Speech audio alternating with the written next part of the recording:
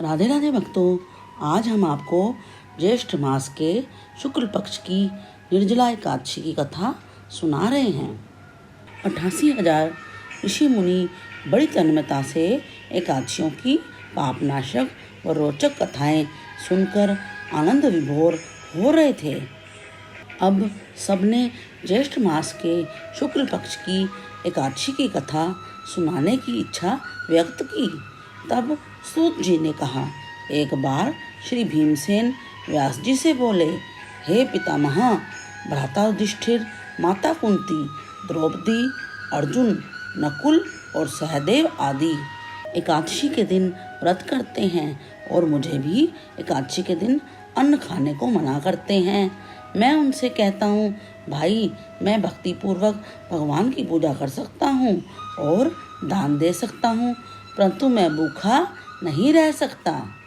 इस पर व्यास जी बोले, हे भीमसेन, वे सही कहते हैं। शास्त्रों में वर्णन है कि एकादशी को अन्न नहीं खाना चाहिए। यदि तुम नरक को बुरा और स्वर्ग को अच्छा समझते हो तो प्रत्येक मास की दोनों एकादशियों को अन्न नहीं खाया करो। इस पर भीमसेन जी बोले, हे पितामह, आपसे प्रथम मैं कह चुका हूँ, मैं एक दिन एक समय भी भोजन किए बिना नहीं रह सकता। फिर मेरे लिए पूरे दिन का उपवास करना बहुत ही कठिन है। मेरे पेट में अग्नि का वास है, जो अधिक अन्न खाने पर ही शांत होती है। यदि मैं प्रयत्न करूं तो वर्ष में एक एकादशी का व्रत अवश्य कर सकता हूं। अतः आप मुझे कोई एक ऐसा व्रत बतलाइए जिसके करने से मुझे स्वर्ग की प्राप्ति हो सके। श्री व्यास जी बोले, हे वायुपुत्र, बड़े बड़े ऋषि और महर्षियों ने बहुत से शास्त्र आदि बनाए। यदि कलयुग में मनुष्य उन पर आचरण करे तो अवश्य ही मुक्ति को प्राप्त होता है। उनमें धन बहुत कम खर्च होता है। उनमें से जो पुराणों का सार है वह यह है कि मनुष्य को दोनों पक्षों की एकादशियों का व्रत करना चाहिए। इससे उन्हें स्वर्ग की प्राप्ति होती है। तब श्री व्यास जी बोले, हे भीमसेन, कृष्ण और मिथुन संक्रांति के मध्य में ज्येष्ठ मास की शुक्ल पक्ष की एकादशी होती है, उसका निर्जल व्रत करना चाहिए। इस एकादशी के व्रत में स्नान और आचमन करते समय यदि मुख में जल चला जाए तो इसका कोई दोष नहीं है, लेकिन आचमन में 6 मासे जल से अधिक जल नहीं लेना चाहिए। इस आचमन से शरीर की शुद्धि हो जाती है। आचमन में 6 मासे से अधिक जल मद्यपान के समान है। इस दिन भोजन नहीं करना चाहिए। भोजन करने से व्रत नष्ट हो जाता है। यदि सूर्योदय से सूर्यास्त तक मनुष्य जलपान ना करे तो इससे उसे 12 एकादशी के फल की प्राप्ति होती है और द्वादशी के दिन सूर्योदय से पहले ही उठना चाहिए। इसके पश्चात भूखे ब्राह्मण को भोजन कराना चाहिए। तत्पश्चात स्वयं भोजन करना चाहिए। हे भीमसेन, स्वयं भगवान ने मुझसे कहा था, इस एकादशी का पुण्य समस्त तीर्थों और दान के बराबर है। एक दिन निर्जला रहने से मनुष्य पापों से मुक्त हो जाता है।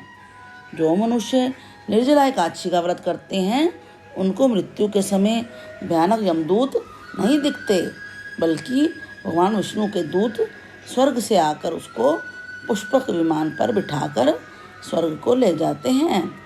संसार में सबसे श्रेष्ठ निर्जला एकादशी का व्रत है। अतः यत्न पूर्वक इस एकादशी का निर्जल व्रत करना चाहिए। इस दिन ओम नमो भगवते वासुदेवाय इस मंत्र का उच्चारण करना चाहिए। इस दिन गौदान करना चाहिए। इस एकादशी को भीमसेनी या पांडव एकादशी भी कहते हैं। निर्जल व्रत करने से पहले भगवान की पूजा करनी चाहिए और उनसे विनय करनी चाहिए कि हे भगवान, आज मैं निर्जल व्रत करता हूँ। इसके दूसरे दिन भोजन करूँगा। मैं इस व्रत को श्रद्धापूर्वक करूँगा। मेरे सब पाप नष्ट हो जाएं। इस दिन जल से भरा हुआ घड़ा वस्त्र आदि से ढककर स्वर्ण सहित किसी सुपात्र को दान करना चाहिए। जो मनुष्य इस व्रत के अंतराल में स्नान तप आदि करते हैं उनको करोड़ पल स्वर्ण दान का फल मिलता है। जो मनुष्य इस दिन यज्ञ होम आदि करते हैं उसका फल वर्णन भी नहीं हो सकता। इस निर्जला एकादशी के व्रत से मनुष्य विष्णु लोक को जाता है। जो मनुष्य इस दिन अन्न खाते हैं उनको चांडाल समझना चाहिए, वे अंत में नरक में जाते हैं। ब्रह्म हत्यारे, मद्यपान करने वाले, चोरी करने वाले और गुरु से द्वेष करने वाले, असत्य बोलने वाले भी इस व्रत को करने से स्वर्ग को जाते हैं। हे कुंती पुत्र, जो पुरुष या स्त्री इस व्रत को श्रद्धापूर्वक करते हैं उनके निम्नलिखित कर्तव्य हैं। उन्हें सर्वप्रथम विष्णु भगवान की पूजा करनी चाहिए, तत्पश्चात गौदान करना चाहिए, ब्राह्मणों को दक्षिणा मिष्ठान आदि देना चाहिए। निर्जला के दिन अन्न, वस्त्र, छत्र, उपानह आदि का दान करना चाहिए। जो मनुष्य इस कथा को प्रेम पूर्वक सुनते और पढ़ते हैं वे भी स्वर्ग के अधिकारी हो जाते हैं। कथा सार: भक्त को चाहिए कि वह अपनी कमजोरियों को अपने गुरुजनों या परिवार के बड़ों से ना छिपाए। उन पर विश्वास रखते हुए अपनी समस्या उन्हें बतानी चाहिए ताकि वे उसका कोई उचित उपाय बता सकें तथा बताए गए उपाय पर श्रद्धा और विश्वास पूर्वक अमल करना चाहिए।